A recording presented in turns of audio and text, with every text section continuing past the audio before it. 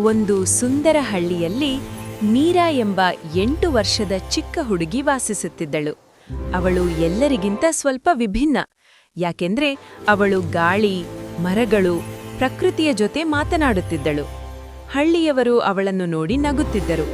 ಅವಳು ಒಂಟಿ ಹುಡುಗಿ ಎಂದು ಹೇಳುತ್ತಿದ್ದರು. ಆದರೆ ಒಂದು ದಿನ ಮೃದುವಾದ ಗಾಳಿ ಅವಳನ್ನು ಸುತ್ತುಕೊಂಡಿತು.